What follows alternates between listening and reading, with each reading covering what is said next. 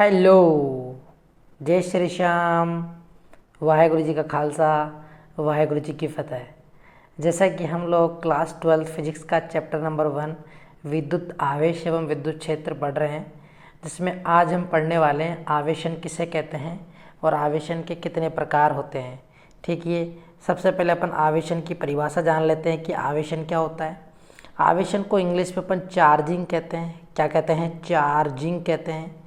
Charging, ये charging का मतलब ये होता है कि आप किसी वस्तु को, जैसे कि अपन मोबाइल को चार्ज करते हैं, क्या करते हैं? मोबाइल को चार्ज करते हैं। तो मोबाइल को चार्ज करने का मतलब है उसके अंदर जो बैटरी है, उस बैटरी के अंदर आवेश को इकट्ठा करना, यानी आवेशित कर देना उसको वापस से। तो आवेशन का मतलब ये हो गया कि किसी वस्तु को आवेशित करने के प्रक्रम, प्रक्रम यानी प्रोसेज, प्रक्रम मतलब है प्रोसेज, यानी किसी वस्तु को आवेशित करने की प्रोसेस को यानी प्रक्रम को आवेशन कहते हैं। क्या कहते हैं? आवेशन कहते हैं। अब आवेशन जो है उसके प्रकार हैं। पहला प्रकार है घर्षण के द्वारा आवेशन करवा सकते हो, चालन के द्वारा आवेशन करवा सकते हो, प्रेरण के द्वारा आवेशन करवा सकते हो।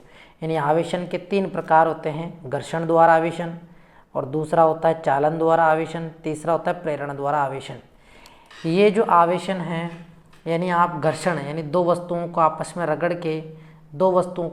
रगड़ के उनमें आप उनको आवेशित कर सकते हो। चालन यानी आप दो वस्तुओं के बीच में तार जोड़कर उनको आवेशित कर सकते हो। प्रेरण मतलब है आप एक आवेशित वस्तु के पास में दूसरी अनावेशित वस्तु लाकर आप बिना टच करे उसको दूसरी वाली वस्तु को आवेशित कर सकते हो, वो प्रेरण द्वारा आवेशन कहलाता है। तो घर्षण द्वारा आवेशन तो अपन ने अभी तक जो पढ़ा है उसमें डिस्कस कर लिया है। तो अपन इसमें सेकंड वाले पार्ट को पढ़ेंगे, चालन द्वारा आवेशन। क्या पढ़ने वाले हैं अपन? चालन द्वारा आवेशन। तो चालन द्वारा आवेशन क्या होता है समझेंगे अच्छी तरीके से। चालन, मैंने आपको बताया चालन का मतलब है चल के जाएगा आवेश। क्या? चल के जाएगा, और चल के जाने के लिए आपको दो वस्तुओं से तार को जोड़ना पड़ेगा। तो देखिए, चालन द्वारा आवेशन की प्रक्रिया में एक आवेशित वस्तु से, ध्यान देना, एक आवेशित वस्तु से अनावेशित वस्तु को चालक तार द्वारा, क्या? चालक तार द्वारा जोड़ा जाता है। चालक तार द्वारा क्या किया जाता है? जोड़ा जाता है। उसके बाद आवेशित वस्तु से अनावेशित वस्तु में इलेक्ट्रॉन का स्थानांतरण होता है, यानी ट्रांसफ़र होता है। यानी एक आवेशित वस्तु से अब अनावेशित वस्तु में इलेक्ट्रॉन जाना स्टार्ट हो जाएंगे, ट्रांसफ़र होना स्टार्ट हो जाएंगे। अर्थात अनावेशित वस्तु भी क्या हो जाएगी? आवेशित हो जाती है। अर्थात अनावेशित वस्तु भी क्या हो जाती है? आवेशित हो जाती है। लेकिन नोट, ध्यान देना, एक बात आपको ध्यान देनी है कि आवेशों का जो प्रवाह है, ध्यान देना, आवेशों का जो प्रवाह है वह केवल तब तक होता है जब तक दोनों वस्तुओं के विभव एक समान हो। जो यानी आवेशों का प्रवाह तब तक होगा जब तक दोनों वस्तुओं का विभव एक समान और विभवांतर शून्य न हो जाए, क्योंकि किसी भी चीज़ को बहने के लिए उसमें हाई लेवल और लो लेवल होना ज़रूरी है। हाई लेवल और लो लेवल होना ज़रूरी है।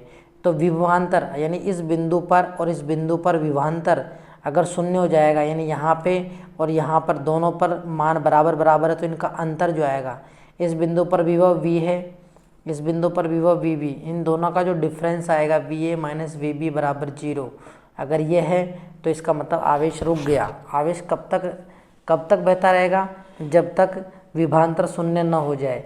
यानी अपन ये कह सकते हैं कि दोनों बिंदुओं पर विभव का मान समान नहीं हो जाए। जैसा कि आप चित्र में देख पा रहे हैं कि चित्र में आप देखोगे ये जो आवेशित वस्तु है, ध्यान देना, ये कौन सी वस्तु है? आवेशित वस्तु है। और आवेशित वस्तु को अपन एक गोला बना के उसके बाहर की तरफ अपन क्या करते हैं? धन आवेश लगा देते हैं। यहाँ से अपन ने चालक तार जोड़ के एक अनावेशित वस्तु को इससे जोड़ दिया, जिसे अपन उदासीन वस्तु कहते हैं। उदासीन वस्तु, तो यहाँ से इलेक्ट्रॉनों का ट्रांसफ़र होना चालू होगा, इलेक्ट्रॉनों का स्थानांतरण चालू होगा।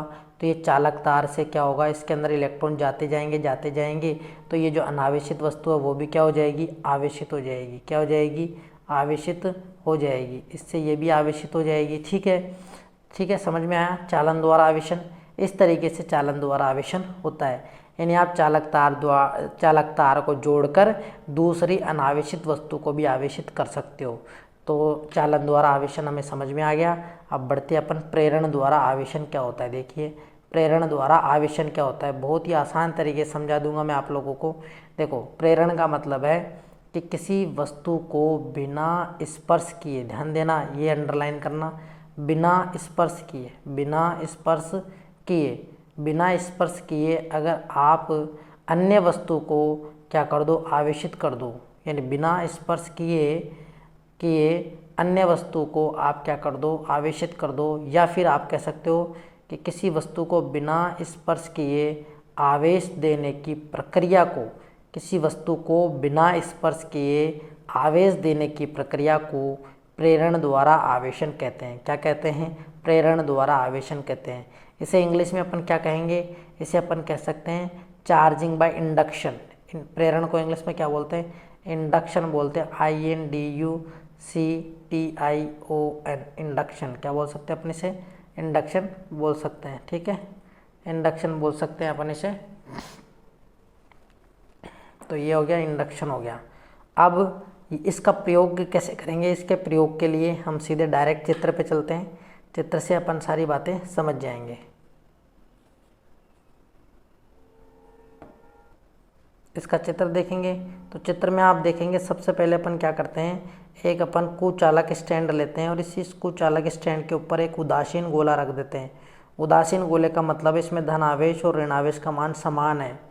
फिर अपन क्या करते हैं, इसके पास में एक धातु की छड़ लेके आते हैं जिस पर हमें आवेश पता नहीं है, लेकिन इसको पास में लाते हैं तो क्या होता है कि जो धनावेश होता है, धातु की छड़ है तो इसमें से क्या होता है, जो धनावेश होते हैं वो इस गोले से दूर हो जाते हैं और इधर इसके विपरीत प्रकृति का आवेश आ जाता है, क्योंकि इनके बीच में आकर्षण होता है। अब आप इस धनावेश को इसमें से हटाना चाहते हो तो क्या कर दो, भूसंपर्कित कर दो, यानी इस तार को नीचे जोड़ दो पृथ्वी के अंदर, क्योंकि पृथ्वी सभी आवेशों को अपने अंदर समा लेती है और पृथ्वी के विभव का मान भी क्या होता है, शून्य होता है। तो इसे भूसंपर्कित कर दो तो ये पूरे धनावेशित गायब हो जाएंगे। अब देखो जैसे आप इस प्लेट को लेके आए, धातु की छड़ को इसके पास में लाए, तो ये जो वस्तु थी पहले तो उदासीन थी, लेकिन इसको लाने से प्रेरण के द्वारा इसमें आवेश इकट्ठा हो गया और इस पर ऋण आवेश इकट्ठा हो गया। तो ये वस्तु भी कैसी हो गई, आवेशित हो गई, बिना टच के, बिना स्पर्श कराए। केवल आपने दूर से ही दिखाया था एक धातु की छड़ को, जिससे आपने इसको क्या कर दिया, आवेशित कर दिया। तो इस प्रक्रिया को अपन प्रेरण द्वारा आवेशन कहते हैं, प्रेरण द्वारा आवेशन कहते हैं। समझ में नहीं आया, समझ में नहीं आया तो एक बार अब उस प्रैक्टिकल की अपन थ्योरी पढ़ लेते हैं। सबसे पहले प्रयोग में अपन क्या करेंगे, एक उदासीन गोला लेंगे जिसे कुचालक स्टैंड पर रखेंगे। एक धातु की छड़ को जो कि धनावेशित है, धातु की छड़ जो कैसी है, धनावेशित है, को बिना स्पर्श किए उदासीन गोले के पास में लाएंगे, यानी बिना टच करवाए अपन उसको क्या लाएंगे, उदासीन गोले के पास में लाएंगे। आकर्षण के कारण गोले के मुक्त इलेक्ट्रॉन जो होंगे, आकर्षण के कारण जो गोले के अंदर मुक्त इलेक्ट्रॉन है वो बाईं ओर विस्थापित हो जाएंगे, गोले के इस तरफ आ जाएंगे, बाईं तरफ आ जाएंगे और ये गोले से बाहर नहीं जा पाते। क्यों, क्योंकि गोला कुचालक स्टैंड पर रखा हुआ है, कुचालक स्टैंड पर रखा हुआ है। एवं परिवेश भी कैसा है, कुचालक है, परिवेश भी कैसा है, कुचालक है। ठीक है, तो दाईं ओर धनावेश की मात्रा क्या हो जाएगी, बढ़ जाएगी, इधर धनावेश की मात्रा बढ़ जाएगी। यह आवेश प्रेरित आवेश है। क्या है ये, प्रेरित आवेश है। तो अपन गोले को भूसंपर्कित करवा देंगे जिससे कि धनावेश आकर्षण के कारण धरती में चला जाएगा, परंतु ऋणावेश छड़ के आकर्षण के कारण गोले पर आबंध बना के रखेगा। ऋणावेश तो क्या करेगा, क्योंकि छड़ उसको क्या कर रखी थी, ऋणावेश को आकर्षित कर रखी थी, तो ये उससे आबंधित रहेगा। वास्तविकता में धरती से इलेक्ट्रॉन आकर धनावेश को क्या कर देते हैं, उदासीन कर देते हैं।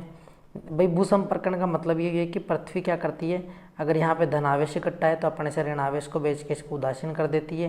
क्या कर देती है, उदासीन कर देती है। अब गोले को भूसंपर्क से हटा देंगे, उसके बाद में आवेशित छड़ को भी दूर कर लेते हैं। इस प्रकार धातु के गोले पर ऋणावेश एक समान रूप से क्या हो जाता है, वितरित हो जाता है।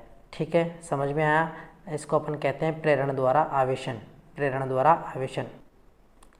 तो अपन ने इस वीडियो में जान लिया आवेशन की विधियाँ। क्या जान लिया अपन ने, आवेशन की विधियाँ। आवेशन की 3 विधियाँ होती हैं, चालन के द्वारा और घर्षण के द्वारा और प्रेरण के द्वारा। तीनों विधियों से एग्जाम में प्रश्न पूछा जाता है, तो आप इन तीनों विधियों को अच्छे से तैयार कर लेना। इसके बाद में नेक्स्ट वीडियो में अपन जानेंगे कूलाम्ब बल या फिर स्थिर विद्युत बल। क्या जानेंगे अपन, कूलाम्ब बल या स्थिर विद्युत बल क्या होता है। तो अगर आपको ये वीडियो अच्छा लगा हो तो इसे लाइक करना और अपने दोस्तों के साथ शेयर करना। अगर आप इस चैनल पर नए हो तो इसे सब्सक्राइब जरूर कर लेना, क्योंकि आपको इस पर कक्षा 12th फिजिक्स का, केमिस्ट्री का, बायोलॉजी का, सभी का संपूर्ण कोर्स मिलने वाला है। और जो भी आपको इनके नोट्स की PDF आपको बिल्कुल फ्री में उपलब्ध करवाई जाएगी। तो आप इस चैनल को लाइक करें, शेयर करें, अपने दोस्तों के साथ शेयर करें, ठीक है, सब्सक्राइब करें। और अगर आपको कोई समस्या हो तो आप कमेंट बॉक्स में ज़रूर बताएं, ठीक है। Okay, thank you, all the best, जय हिंद, जय भारत।